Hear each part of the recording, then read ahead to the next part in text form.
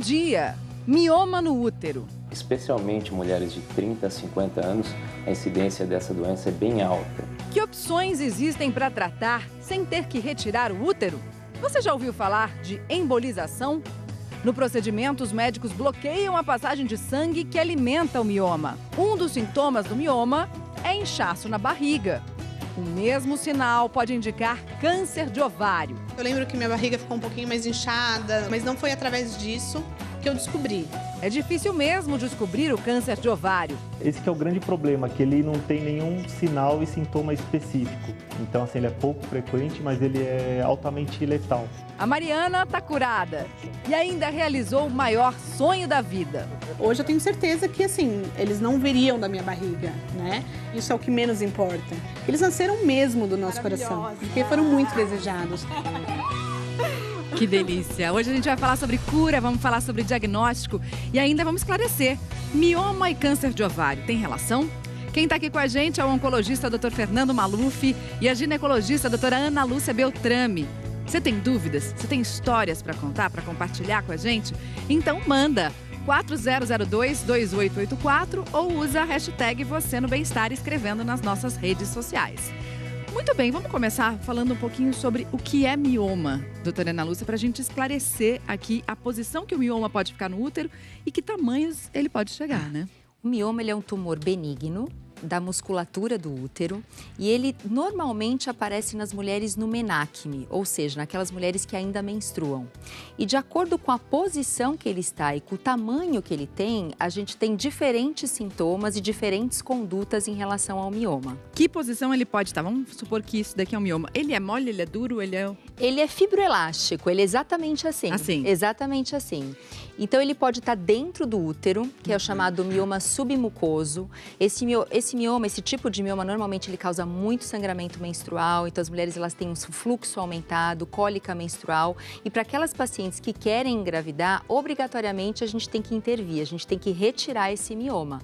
Que ele pode ser retirado por um processo chamado histeroscopia, que é uma cirurgia que a gente faz por dentro do útero, ou eventualmente com uma combinação de histeroscopia e laparoscopia, que é por cima e por baixo, tá? Além desse tipo de mioma, a gente tem o mioma por fora, né? Esse aqui você tá por fora. Aqui. Eu costumo falar que para as pacientes que é como se fosse um brinquinho, né? Normalmente... Mas onde ele ele tá para fora, exatamente assim. Aqui, pode estar Isso, aqui, tá? Ele é o mioma subseroso. Esse tipo de mioma, dependendo do tamanho, ele não dá nenhum sintoma. Aliás, 90% dos miomas não dão sintomas, né? E nem sempre precisam ser tratados ou retirados. Mas esse, normalmente, é o que dá menos sintomas, a não ser que ele cresça e fique no tamanho bem grande, gigantesco. Assim. E daí ele pode realmente comprimir ou a bexiga, ele pode comprimir o intestino, dar dor pélvica, enfim, dar esses sintomas. Dificilmente sangramento. Agora, existe um outro mioma, que é o mioma intramural, que é o mioma que está na musculatura do útero. Atrás. Assim, isso. Ele pode estar atrás, ele pode estar do lado, ele pode estar na frente. Porque os músculos estão cobrindo toda essa região aqui. Exatamente. Então, esse tipo de mioma, ele dependendo do tamanho dele, da localização, ele também pode dar sintomas, principalmente cólicas menstruais e aumento de fluxo menstrual e, eventualmente, pode até, dependendo da localização, causar dificuldade para engravidar. Por exemplo, ele pode estar aqui, perto das trompas, né? Se ele estiver aqui... Exatamente. Embaixo do músculo que cobre essa região aqui. Exatamente, porque a trompa ela é fundamental para o processo reprodutivo. É na trompa que o óvulo encontra com o espermatozoide. Se a gente tem um processo... Exatamente. Se a gente tem um processo aqui obstruindo, daí provavelmente isso pode dificultar a fertilidade do casal. Tem uma pergunta que chegou da nossa tela interativa, doutor Maluf. Olha lá, da Cleidilene. Mioma pode virar câncer? Doutora Ana Lúcia falou que é um tumor benigno. Pode virar maligno? A resposta clássica é não. Não existe nenhuma possibilidade, relato de mioma virar um câncer de útero. Mas o que acontece, que é super importante, tem um tipo de câncer de útero que é raro, chamado leiomiosarcoma. Ele corresponde a mais ou menos 5% de todos os tumores uterinos. E ele vem do músculo pelo qual também o mioma nasce. Então, o que a gente já viu é, às vezes, o patologista recebe a peça, lê como um mioma, mas, na verdade, a leitura foi errada. E é um leiomiosarcoma. E depois a paciente pode ter, eventualmente, uma recidiva, o que não acontece com o mioma. Então, o mioma que é mioma puro, ele não vira câncer, ele não é um fator de risco para câncer de útero. Vamos entender um pouquinho mais sobre tratamento de mioma? Valéria Almeida mostra pra gente a técnica da embolização. É uma queixa muito comum nos consultórios. Mioma no útero. Especialmente mulheres de 30 a 50 anos, a incidência dessa doença é bem alta. E geralmente o sinal de alerta vem com um sangramento exagerado durante a menstruação. Também existem mulheres que têm sangramento fora do período menstrual, cerca de metade dessas pacientes têm esses sintomas e para essas pacientes os tratamentos são necessários. Se o útero estiver comprometido pelos miomas, muitas vezes o mais indicado é retirar o órgão todo. Nos casos menos graves, existem outras opções. Tratar só com medicamentos, cirurgia para retirar apenas os miomas ou então fazer a embolização. O objetivo da embolização é bem simples: cortar o fornecimento de sangue que alimenta os miomas. É como se num jardim a gente parasse de regar as plantas. Elas secam e morrem. Com a ajuda de catéteres, os médicos acessam o útero e injetam partículas de gelatina acrílica. Elas vão impedir a passagem de sangue nos vasos dentro do mioma. A partir desse bloqueio do fluxo, o mioma morre e fica com uma pequena cicatriz na parede do útero. Aqueles miomas embolizados costumam não causar mais sintomas e reduzir consideravelmente de volume. O procedimento costuma durar no máximo 1h30 e tem outras vantagens. Uma delas é o menor tempo de recuperação que nós temos. Então, a paciente não é submetida à anestesia geral, o tempo de internação hospitalar é de 1 a 2 dias e a recuperação para as atividades normais é bem mais curta que nos procedimentos cirúrgicos. Muita gente tem mioma, muita gente tem dúvida. Olha a pergunta que apareceu aqui na nossa tela da Renata. Quem tem mioma pode tomar anticoncepcional, doutora Ana Lúcia? Pode. O anticoncepcional, o mioma ele não é uma contraindicação para o uso de anticoncepcional. Inclusive, ele consegue controlar, numa parte das vezes, os sintomas relacionados ao mioma, que é o aumento de sangramento e cólica menstrual. Pode diminuir um pouco. Exatamente. Claro que cada tratamento tem que ser avaliado em relação à condição da paciente e à opção do médico e do paciente, mas o anticoncepcional ele pode aliviar os sintomas. Agora, doutor Maluf, a gente está vendo aqui os tamanhos que os miomas podem chegar. É óbvio, como a gente disse, né, que se o mioma for grande assim, ele vai provocar um pouco de inchaço na barriga. Até às vezes dá para ver que a pessoa tem um mioma, né? Qual que é a diferença desse inchaço? A gente tem 2 bexigas aqui representando esse inchaço. Qual é a diferença dessas 2 bexigas e o que elas estão representando? Quer dizer, essa bexiga é uma bexiga mais durinha, que representaria o aumento do mioma, né, que, como a Ana mencionou, é uma coisa mais fibroelástica. Uhum. Ela tem uma elasticidade, ela tem uma resistência, ela afunda assim um pouquinho. Exato. Uhum. Essa outra bexiga tem uma consistência mais de água mesmo. Quer dizer, como realmente é uma bexiga cheia de água. Uhum. E ela, quer dizer, a gente consegue até afundar mais a mão nela. Exato. Nessa está representando os sintomas ou parte dos sintomas do câncer de ovário. Por quê? Porque o câncer de ovário é um câncer que a gente diz silencioso no começo. Quer dizer, diferente, por exemplo, de outros cânceres, esse câncer geralmente não dá dica de quando ele começou a nascer. Aliás, na verdade, 90% dos tumores de ovário não começam no ovário, começam nas trompas e aí migram para o ovário e aí do ovário eles vão para o peritônio. Então, o que é o peritônio? É uma membrana, como a pleura que reveste o pulmão, o peritônio reveste todos os órgãos abdominais. E a hora que essa doença ela vai para o peritônio, ela vai fazendo furinhos e aí o líquido que vai passando no nosso corpo vai se acumulando no abdômen. Ah, por isso que fica assim. E por isso que a gente está vendo aqui que a única relação que pode se estabelecer entre mioma e câncer de ovário é um inchaço na barriga. Mas uma coisa não tem a ver com outra. Mioma não tem dá mais chance de ter câncer no ovário. Mioma não tem nenhuma chance de dar câncer nem no útero nem no ovário, mas água na barriga, claro que não é a única causa câncer de ovário, mas câncer de ovário é uma das causas principais, é um dos sintomas principais e é o que leva muitas vezes as mulheres aos médicos, aumento do volume abdominal. E a gente está vendo outros sintomas aqui que a gente está mostrando, dor, inchaço abdominal, alteração no hábito intestinal, aumento da frequência do xixi, náusea, vômito, sangramento, alteração de peso. Algum deles é mais frequente? Então, o aumento do volume abdominal seria um dos principais, uma alteração do hábito intestinal, um desconforto, uma má digestão. O problema é, e essa é uma coisa muito difícil para a mulher reconhecer, são sintomas muito vagos, são sintomas que podem aparecer com outras várias causas. E um outro ponto importante é que câncer de ovário, ele se manifesta geralmente pela doença avançada. Então, diferente de câncer de mama, de próstata, de colo de útero, de cada 10 mulheres que nós vemos com câncer de ovário, 8 delas a doença não está mais restrita ao ovário ou à trompa. Ela já tem pontos no peritônio. E é daí que vem os sintomas. Então, você não consegue, muitas vezes, diagnosticar a doença numa fase tão precoce. E por isso que é mais difícil de tratar e de curar. É o mais letal do câncer feminino. A gente vai ver agora uma boa notícia, claro. A Mariana, minha xará, conseguiu diagnosticar e conseguiu curar o câncer. E não só isso, conseguiu realizar o maior sonho da vida dela, que era ser mãe. Vamos ver. Quando completaram 1 ano de casados, a Mariana e o Alexandre começaram a planejar a gravidez. Mas nos exames de rotina veio a má notícia. Eu descobri que eu tinha um teratoma no ovário, que é um tumor benigno. Até então, né, a gente achou que fosse um tumor benigno. E foi aí que a gente descobriu na biópsia da cirurgia que não, que era um câncer. Foi preciso também tirar o útero, porque o câncer já tinha se espalhado. Mas a Mariana conta que nunca teve nenhum sintoma. Esse que é o grande problema, que ele não tem nenhum sinal e sintoma específico. Então, assim, ele é pouco frequente, mas ele é altamente letal. Ele corresponde aproximadamente a 23% dos cânceres ginecológicos, mas, por outro lado, ele causa por volta de 50% das mortes por câncer ginecológico. Hoje, eu com um pouco mais de conhecimento, né, da questão do câncer de ovário, eu consigo até identificar algumas coisas do tipo, ai, nossa, eu lembro que minha barriga ficou um pouquinho mais inchada, né? Algumas coisas eu identifico, mas não foi através disso que eu descobri.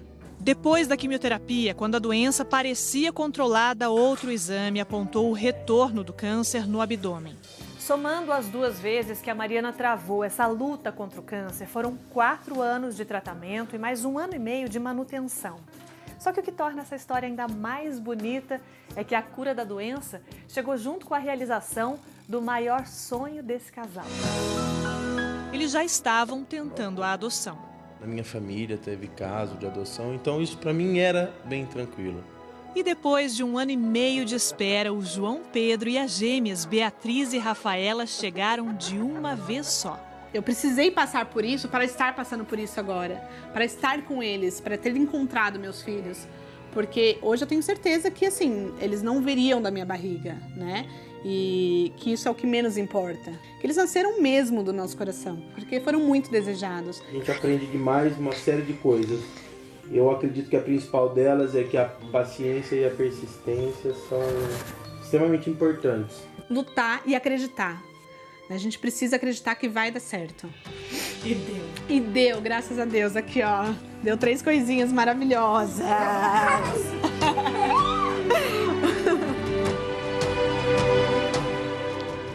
Que delícia, família linda, que bom todo mundo junto assim. Agora, doutor Maluf, a gente viu sintomas inespecíficos, como é que faz afinal para descobrir o câncer de ovário? Então, assim, a primeira informação é que, diferente de tumor mama, colo, próstata, não tem rastreamento. Então, não tem nenhum super exame que de rotina a gente detecta ou consegue detectar mais precoce e diminuir mortalidade. Em sabendo disso, a gente seguia muitas vezes pelos sintomas ou exames inespecíficos. Então, exames de imagem, ultrassom, tomografia, ressonância, exames de sangue, que é um marcador tumoral chamado CA125, que vão dar a suspeita. Mas o diagnóstico de certeza, Mari, vem através da biópsia ou da cirurgia, até porque tem vários tipos de câncer de ovário.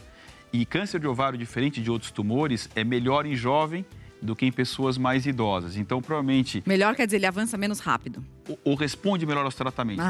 Então, para essa moça jovem, provavelmente ela teve um tipo de câncer, provavelmente um tipo até mais favorável do que de pessoas acima de 70, 80 anos de idade. E ela foi mãe, que é o sonho de muitas mulheres que descobrem o câncer e de tantas outras mulheres que também estão sonhando com isso.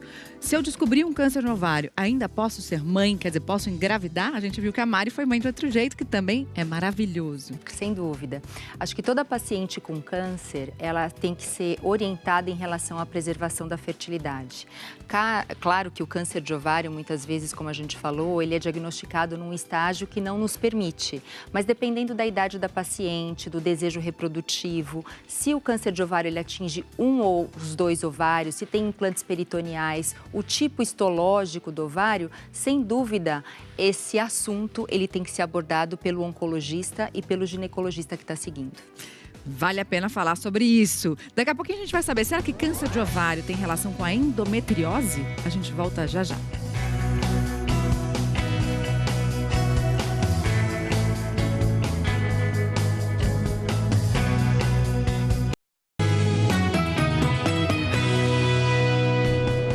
G1 em 1 minuto agora.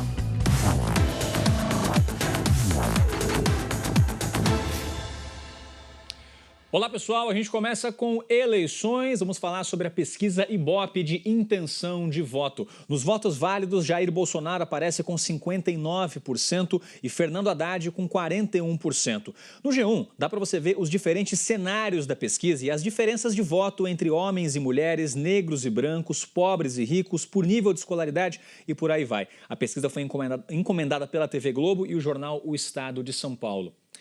E morreu nesta madrugada o jornalista e radialista Gil Gomes. Ele tinha 78 anos e passou mal em casa ontem à tarde. Dono de uma voz poderosa, Gil Gomes começou a carreira como locutor esportivo, mas se tornou conhecido pelas reportagens policiais na TV nos anos 90. E no Distrito Federal, uma cobra que tinha desaparecido há 2 semanas em um prédio e estava tirando o sono dos moradores, finalmente foi encontrada. A cobra era criada por um morador que não tinha autorização para isso. O animal fugiu por uma tomada e chegou a ser visto em outro apartamento. O dono assinou termo circunstanciado, pode ser multado ou cumprir até 1 ano de prisão, Mari.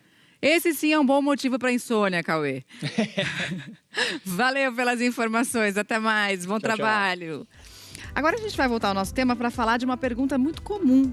Endometriose pode ter relação com câncer de ovário? Então esse é um tópico bastante discutido. Existe um trabalho importantíssimo publicado numa revista que todos nós conhecemos, chamado Lancet Oncology, 2012, mais de 10 mil pessoas. E o que mostrou é que a endometriose grave, aquela que a paciente tem sintomas importantes e ela se queixa dos sintomas, ela percebe, ela tem relação com câncer.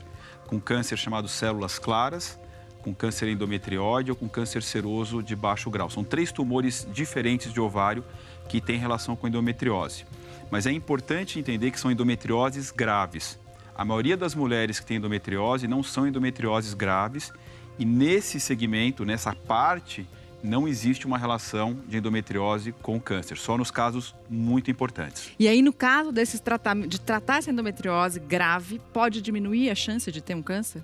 Supostamente sim, né? Na verdade, agora tem toda essa pesquisa mostrando que tratamento agressivo, particularmente cirúrgico, pode diminuir, mas além disso, a endometriose é tratada muitas vezes com cirurgia e medicamentos, não só para reduzir potenciais chances de câncer, mas também, Mari, para permitir que mulheres inférteis se tornem férteis, para diminuir dor e desconforto, para evitar, por exemplo, uma obstrução intestinal ou do trato urinário causado pela endometriose, que apesar de ser uma lesão benigna, ela pode ir comprimindo os órgãos abdômeno-pélvicos. Então, é uma doença que pode ser perigosa. Agora, vamos falar sobre anticoncepcional, doutora Ana Lúcia. Relação com anticoncepcional e o câncer de ovário. Anticoncepcional pode, de alguma maneira, prevenir o câncer de ovário? Pode, ele pode prevenir o câncer de ovário porque um dos fatores de risco para câncer de ovário é a ovulação. Então, aquelas mulheres mais expostas à ovulação, como aquelas que não engravidam pouco, ou então que tem uma menstruação, uma menarca precoce, uma menopausa tardia, elas acabam tendo uma chance maior de risco de câncer de ovário. Como o anticoncepcional, ele inibe a ovulação, ele é considerado sim um fator protetor para câncer de ovário. Tem mais uma dúvida do nosso auditório virtual. Vamos ver aqui a pergunta da Daniela. Tenho muita dor no ovário esquerdo. É sinal de câncer? Na maioria das vezes, não. Na verdade, não dá para saber se a dor dela é no ovário, porque a dor dela é pélvica e pode ser de qualquer estrutura da pelve. Mas muitas vezes não. Mas o ponto importante é, se você tem algum sintoma na região pélvica, tem que procurar o ginecologista para fazer uma avaliação mais detalhada. E os tratamentos? Quando uma pessoa finalmente, então, descobre o câncer de ovário, que a gente já viu que é difícil de descobrir, quais são os tratamentos? Então, Maria, essa é uma parte muito importante. de todos os cânceres da mulher, esse é o mais perigoso. Mas esse é o câncer que exige o maior preparo das equipes médicas. Porque, como eu falei, a maioria dos casos a doença está espalhada no abdômen. Então, você vai precisar de equipes cirúrgicas de incrível categoria. Hoje em dia, a gente avançou além da quimioterapia para tratamentos dentro do abdômen, que permitem que as doses sejam doses gigantescas, matando o tumor dentro do abdômen, com ou sem um aumento de temperatura local. Nós caminhamos hoje para drogas que bloqueiam a vascularização dos tumores, drogas que atacam o ponto pelo qual o tumor cresce.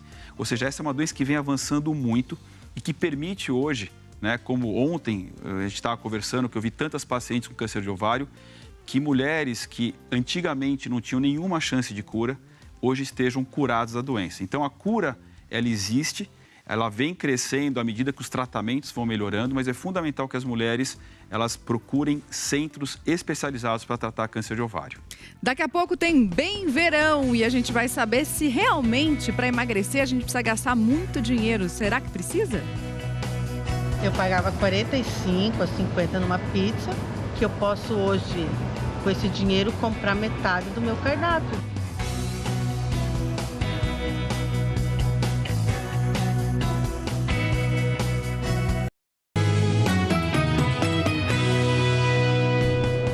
G1 em 1 minuto agora.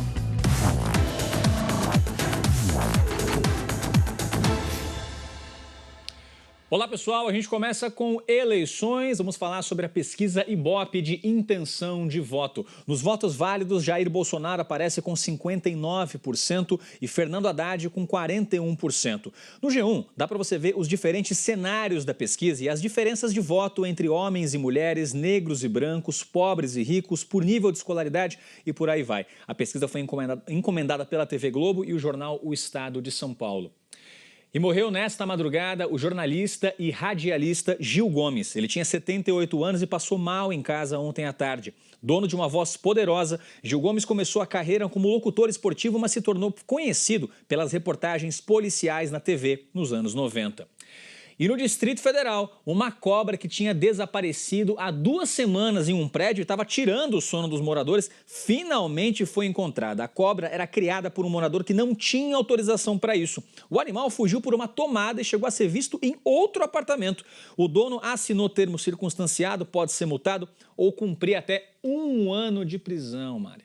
Esse sim é um bom motivo para insônia, Cauê. Valeu pelas informações. Até mais. Bom trabalho. Tchau. Agora a gente vai voltar ao nosso tema para falar de uma pergunta muito comum.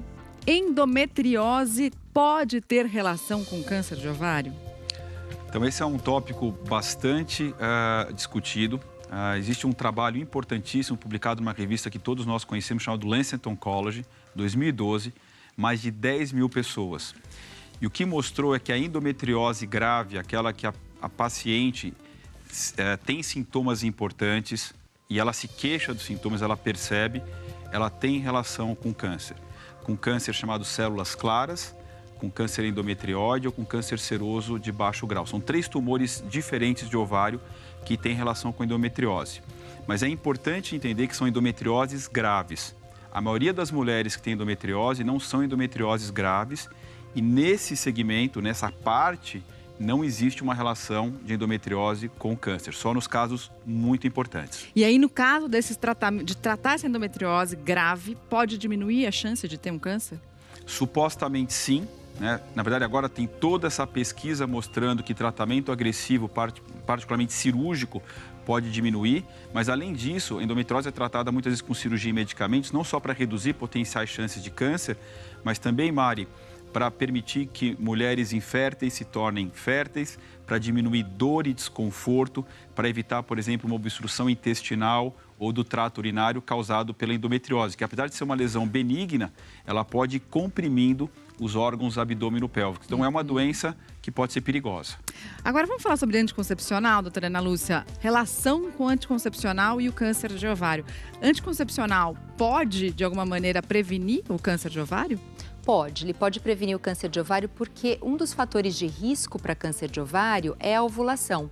Então, aquelas mulheres mais expostas à ovulação, como aquelas que não engravidam pouco, ou então que têm uma menstruação, uma menarca precoce, uma menopausa tardia, elas acabam tendo uma chance maior de risco de câncer de ovário. Como o anticoncepcional, ele inibe a ovulação, ele é considerado sim um fator protetor para câncer de ovário.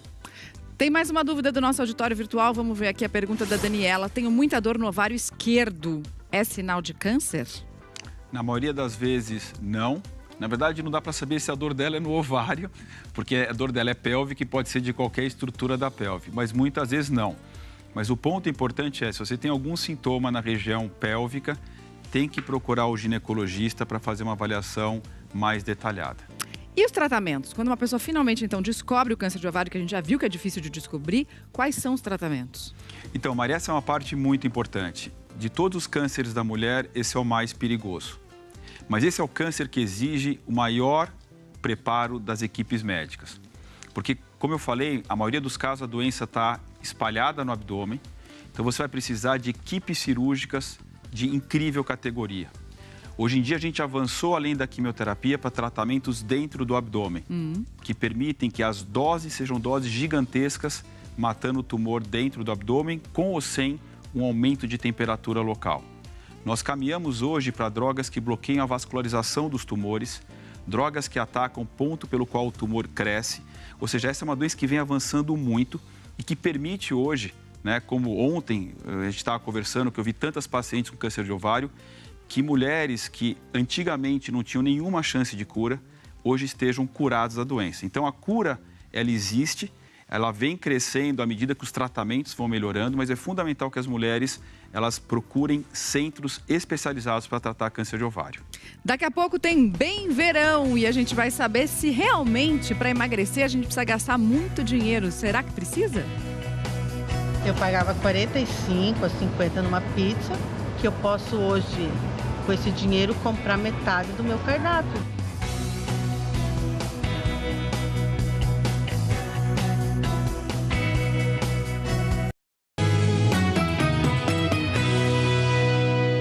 Quanto custa emagrecer?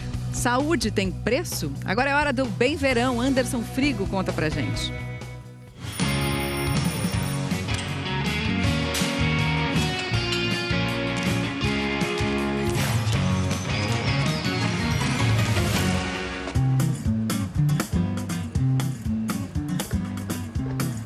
Tem gente que inventa 1 milhão de desculpas para fazer dieta. E uma dessas desculpas é que custa muito caro. Mas será que custa mesmo? Não, não é caro. E quem tá falando isso é uma turma que era expert em gastar muito com comidas bem calóricas. Sem contar os 7 litros de refrigerantes por dia. Uma média de R$150 de gasto com refrigerante. Se o João esvaziava o bolso com refri, o Anderson com doces. Os bolos eram os preferidos. Tinha que ter isso no carrinho. Entre R$150 a R$200. As novas escolhas deixaram o carrinho mais colorido e cheio de saúde. E entre um corredor e outro, eles estão resistindo às guloseimas. Quando a gente entrou no projeto, comer saudável era horrível, né? Hoje eu vejo que não. Todos passaram a comer muito melhor e a pagar menos por isso. Eu pagava 45 a 50 numa pizza, que eu posso hoje, com esse dinheiro, comprar metade do meu cardápio. A Luciné deixou de gastar R$200 por semana em bobeiras e a nova compra do mercado sai por R$100. Antes, em uma semana, o João gastava R$300 só com gordices. Agora gasta 80 em comidas saudáveis. O dinheiro do Anderson também rende mais agora. E de quebra, ele está fazendo uma poupança que não tem preço. Porque hoje a vida é muito melhor. Hoje eu tenho ânimo, tenho disposição, eu tenho vontade de fazer as coisas. Então, se alguém disser por aí que fazer dieta custa caro... Mentira, mentira. Não é não. É isso aí, saldo positivo na conta, saldo negativo na balança, que é o que todo mundo quer, né? Agora, doutora Ana Lúcia, vamos falar um pouquinho sobre os fatores de risco para o câncer de ovário? A gente já falou um pouco que mulheres que menstruam muito cedo têm mais chance de ter. Mulheres que entram na menopausa mais tarde também, né? Também. A exposição às ovulações, ela acaba sendo um fator de risco maior para o câncer de ovário. Então, uma menarca precoce, menopausa tardia, aquelas mulheres que não engravidam, que não amamentam, são mulheres que têm um fator a mais de risco para o câncer de ovário. Aproveitando o gancho da saúde ali, a gente tem que considerar também a questão da falta de atividade física, da obesidade, do sedentarismo, que não só em relação ao câncer de ovário, mas aos cânceres de maneira geral, acabam sendo fatores de risco. E tem o fator hereditário também. Então, aquelas pessoas que têm o histórico familiar em parentes de primeiro grau, seja a mãe ou então a filha, né, que tem o câncer de ovário, a irmã, elas têm que ser olhadas de uma maneira mais especial, porque elas possuem um fator de risco aumentado. Qual que é o peso da genética nisso tudo, doutor Maluf? Então, de cada 10 casos de câncer de ovário, entre 1 a 2 é puramente genético. 2 genes mais culpados, vamos colocar assim, um chama BRCA1, outro BRCA2, mas tem outros. Tem da síndrome de Lynch, PALB-B2, mas esses 2 são os mais importantes. Para quem tem a mutação do BRCA1, o risco de ter câncer de ovário chega em 50%. Para quem tem BRCA2 mutado, ele chega em 30%. Então, para essas mulheres, quando diagnosticadas com a mutação, o que é feito de rotina, Mari, são cirurgias preventivas, ou seja, quando a mulher vai chegando na fase perto da menopausa, ela tem uma remoção preventiva das trompas e dos ovários. Dá para esperar a idade fértil, então? Na maioria das vezes, sim. Tá. Ou uso de medicações que são protetoras contra câncer de ovário. Mas esse, outra vez, é um grupo muito específico de mulheres. E o ovário policístico, doutora Ana Lúcia, que a gente viu ali nos sintomas, também é um fator importante? Nos sintomas não, nos fatores de risco. Ele acaba sendo um fator de risco importante. O ovário policístico ele é uma doença bem comum, né, nas mulheres. Ele pode dificultar, inclusive, a fertilidade. E essas mulheres, elas têm também que ser olhadas com atenção, porque isso acaba sendo um fator de risco para câncer de ovário. Mais uma dúvida do nosso auditório virtual da Ana. Qual a diferença entre mioma e pólipo? Essa é uma dúvida muito frequente. O mioma e o pólipo, os dois, eles podem acometer o útero. O mioma, ele é um tumor benigno do útero, ele é fibroelástico e normalmente ele está associado à parede ou então à cavidade uterina. Já o pólipo, ele é exclusivo da cavidade uterina e ele pode compartilhar dos mesmos sintomas do mioma, né? Ele pode dar cólica menstrual, ele pode dar sangramento menstrual, né? O pólipo cresce tanto quanto o mioma, não? Ele pode crescer, mas não tanto, e ele tem uma característica histológica, ou seja, uma característica da anatomia patológica diferente do mioma. Ele é tipo um penduricalhozinho. Assim, e o mioma, e o pólipo, diferentemente do mioma, ele pode se malignizar. Por isso, todo pólipo diagnosticado, ele tem que ser retirado.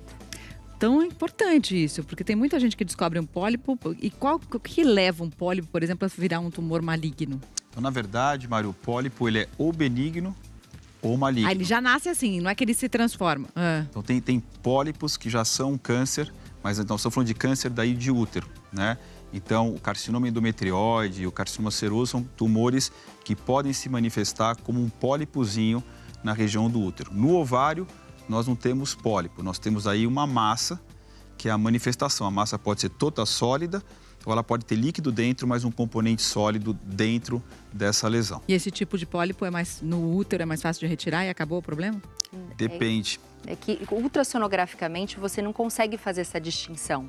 Então, muitas vezes a gente tem que abordar cirurgicamente porque essa distinção ela é feita através do resultado do anátomo patológico, do patologista. Entendi. Por isso que a gente acaba retirando os pólipos uterinos. Muitas dúvidas, ficou coisa para falar ainda, mas foi um prazer tê-los aqui. Obrigada pela companhia, os dois. Espero que a gente tenha esclarecido muitas perguntas e a gente volta amanhã. Se cuida, se você perdeu algo, tá tudo lá no Globoplay. Vem aí Fátima Bernardes com mais um encontro.